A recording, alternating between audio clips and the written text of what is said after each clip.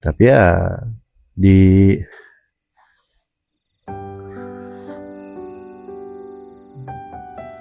akhir zaman ini mudah akses kendaraan dan segala macam, itu sudah sangat terbiasa terjadi transmigrasi ya. Begitu pula dengan orang-orang tarekat ya, bahkan guru-guru tarekat pun begitu, merantau tinggal di perantauan, buka pengajian ya, itu sudah sangat biasa ya gitu. Karena ya saya ikut tarekatnya itu 2017 ya di Jawa Barat ya.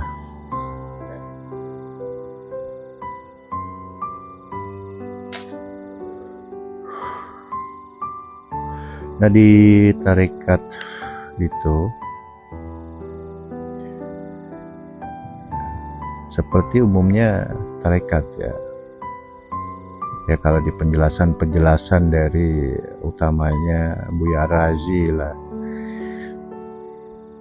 inti dari amalannya itu ya ada di situ.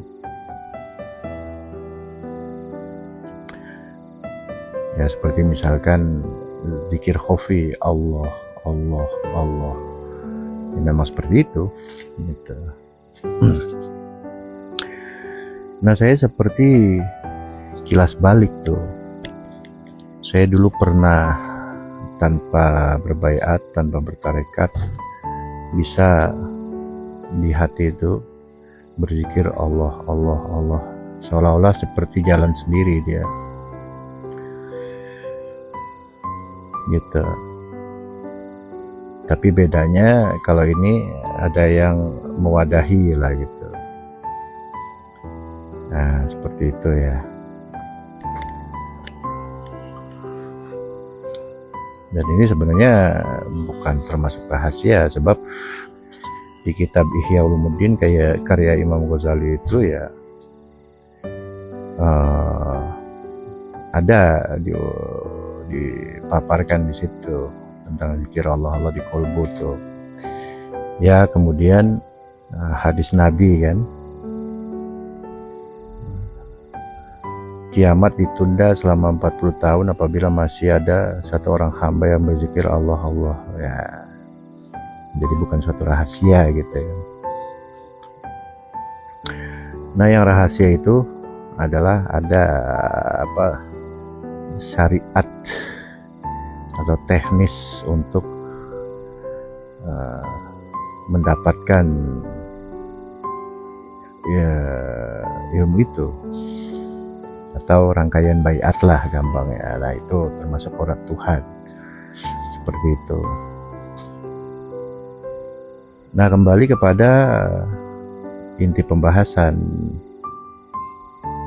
untuk mengalahkan penyakit-penyakit hati saya gitu ya.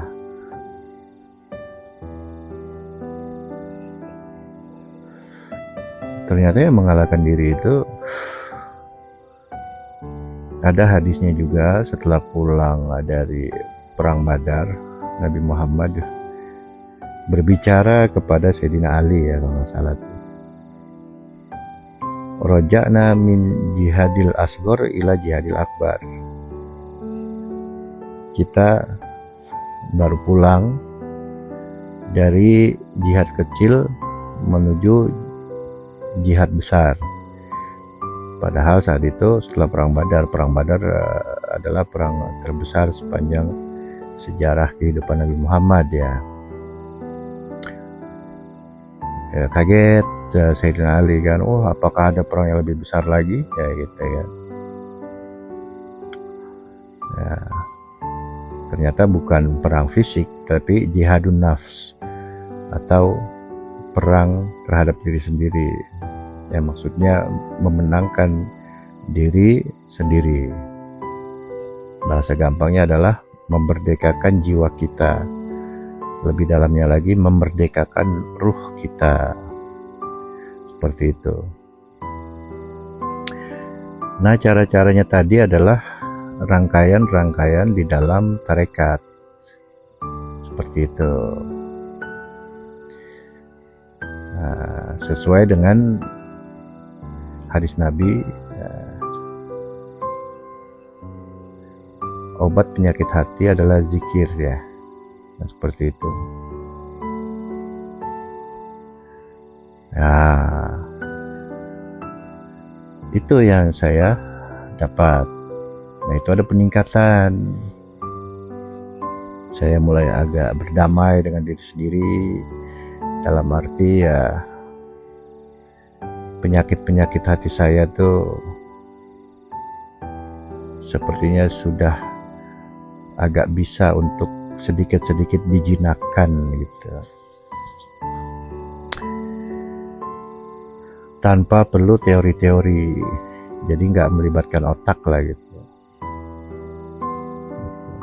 Kalau sebelumnya kan melibatkan otak ya, pengetahuan kata-kata bijak apa yang saya tahu dari literasi referensi itu tersimpan di otak, kemudian begitu menghadapi masalah sehingga keluar penyakit hati, nah itu ngelawannya adalah pakai otak.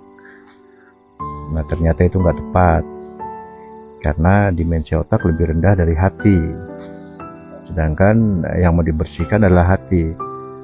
Masa membersihkan yang lebih tinggi pakai yang lebih rendah, itu isi otak kita. Tapi bukan yang ilmu yang ditulis itu yang saya serap itu rendah, bukan seperti itu maksudnya gitu. Tetapi ambil dari inti ilmunya, yaitu al ilmu fis sudur, ilmu adalah di dada, laisa fis sutur, bukan di tulisan. Kemudian al ilmu nurun, ilmu itu ya cahaya,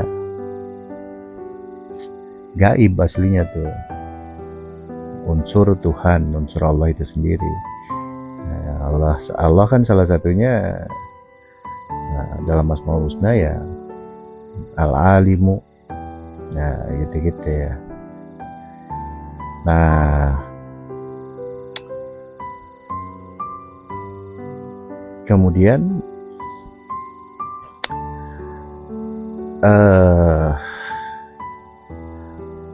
di dalam tarekat itu memang ternyata, jadi di dalam tarekat itu tuh ada perangkat-perangkatnya lah, anggap begitu. Ada gurunya, ada cara zikirnya, ada cara zikir lisan, cara zikir kolbu ya, zikir hati. Nah kemudian ada tahapannya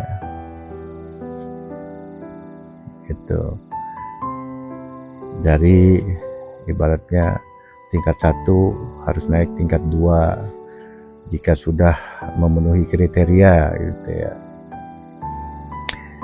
Nah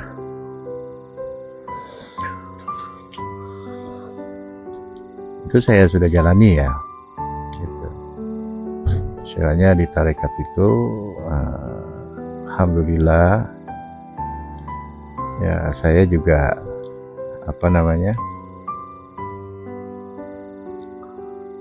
mendapatkan hal yang semestinya gitu ya. Targetnya kalau saya gitu ya, mohon maaf ini kawan-kawan sekalian, bukan untuk sok-sokan atau gimana, enggak ya, kan ini hanya untuk sharing lah ya. Nah target saya adalah untuk bisa menjinakkan penyakit-penyakit hati saya gitu. Itu tercapai.